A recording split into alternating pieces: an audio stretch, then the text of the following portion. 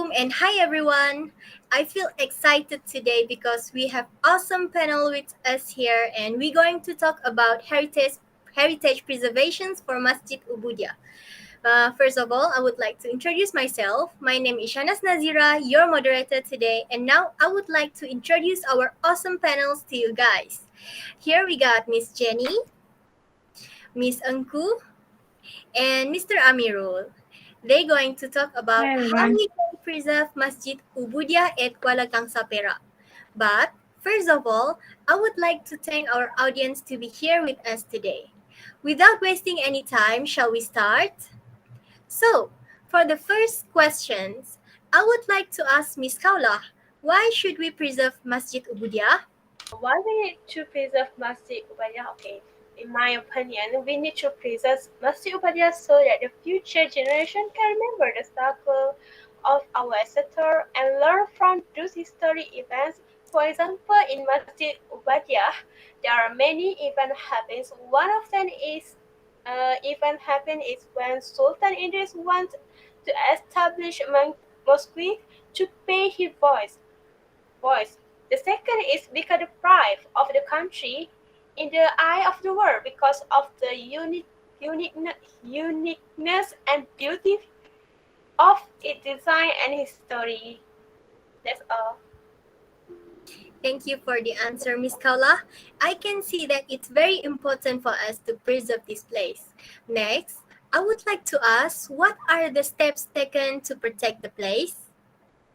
The stat is The step that need to be taken to preserve the monument is to repair any part of the damage in Masjid Ubudiah. For example, part of the mosque that are eroded due to weather change installation need to be cemented or repaired. The second is to improve the quality of the material that have been used to build the Masjid Ubudiah to withstand the hot weather and rain weather and not easily to corrode due to weather.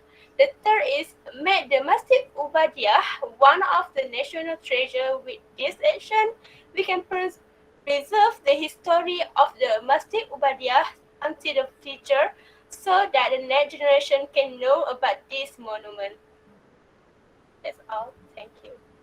Thank you for the explanation. And we should take action based on the step that Miss Kaula talked about just now. So, going to the next questions is the questions for Mr. Amirul. So, Mr. Amirul, what are the agencies involved in heritage preservations in Malaysia? Alright, Assalamualaikum everyone. My name is Amirul. I will answer our moderator question, which is what are the agency involved in heritage preservation in Malaysia? The agency that are involved in heritage preservation in Malaysia, first of all, were the government organization, which is Department of National Heritage. So this department is originally published under Minister of Tourism, Arts and Culture. But in 1st of March 2006, this department were upgraded to stand on its own.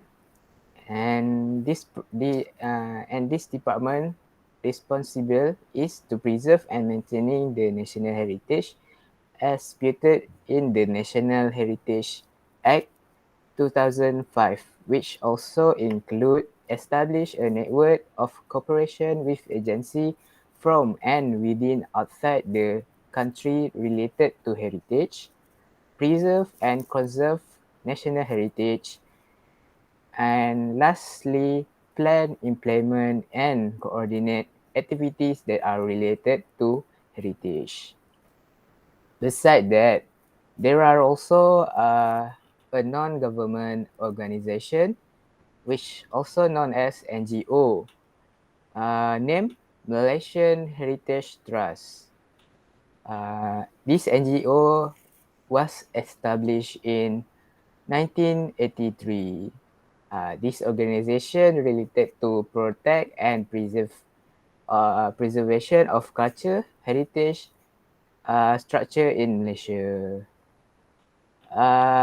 Their history regarding preservation, which is also include Rumah Kutai in Perak, Gedung Raja Abdullah in Kelang, Istana Tengkulong in Terengganu, and uh, Pasar Art, which also known as Central Market in Kuala Lumpur. Therefore, I hope my answer give you a clear vision on what agency that are involved in heritage preservation in Malaysia. Thank you. Thank you so much, Mr. Amirul. And we can see that these agencies are really important for this place, and every one of us should know them. But what are the objectives to preserve Masjid Ubudiah? Can Mr. Amirul explain it to us? Okay. So the objective on preservation in Masjid Ubudiah, first of all, Masjid Ubudiah is a historical buildings that can provide example and lesson to the community, especially to teenagers who have a weak spirit of patriotism. Allow me to use another example beside Masjid Ubudiah, which is Kota Formosa in Melaka. So the lesson that we learn from these historical buildings, which is once upon a time the Portuguese used this building to capture Melaka. So uh, this capture occurred because the problem of unity, the weakness of the leader, and the weakness of Malacca army itself. So we should not repeat this kind of problem. Secondly, in terms of tourism, historical buildings and monuments are able to attract tourism, such as Masjid Ubudiah, which also attract both local tourism and from abroad to visit our country. Last but not least, historical buildings are very important in shaping the minds of the young generation in this country, especially towards appreciation and appreciating heritage and treasure of this country. Because historical buildings and monuments such as Masjid Ubudiah should be preserved and heritage from one generation to another. That's all from me. And thank you. Thank you so much, Mr. Amirul, for the explanation. I agree that young generation should see this place in the future. Now, I really want to know about Miss Jenny's opinion about what if there were no monument. Hello everyone. Thank you for the moderator. What if there were no monuments? First of all, we know that monuments is very important in Malaysian historical and along with the world historical too. Why if there were no monuments? It is because we does not feel the patriotism and religiousness. For religiousness, such as we have historical place and historical mosque in all over Malaysia, historical temples, Hindu temples all over Malaysia, historical temples, which is Chinese temples all over Malaysia, and historical churches around Malaysia and also other religions too. And if there were no monuments, younger generation does not know about the monuments at all. And will give impact to our younger generation to not bother about any kind of historical monuments or history. And if there were no monuments, nowadays people tend to be in digital world that they does not know any single historical monuments. And this is very sad for older generation. That is because older generation takes this historical monuments as a something important in their part of their life. Thank you. Thank you so much, Miss Jenny. And the answer really give an impact for us. And we should really preserve Masjid Ubudiah and other monuments in Malaysia so our next generation can enjoy the beauty of this place. Okay, last question for Miss Jenny is how are historical tourist attraction promoted in Malaysia? Okay. Thank you again for our dear moderator.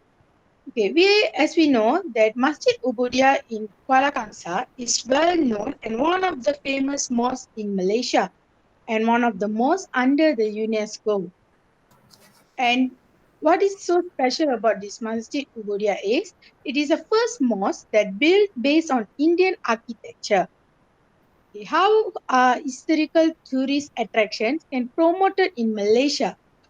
True, by cultural and heritage department, they should take a drastic movement to preserve this mosque and also other monuments and historical attractions.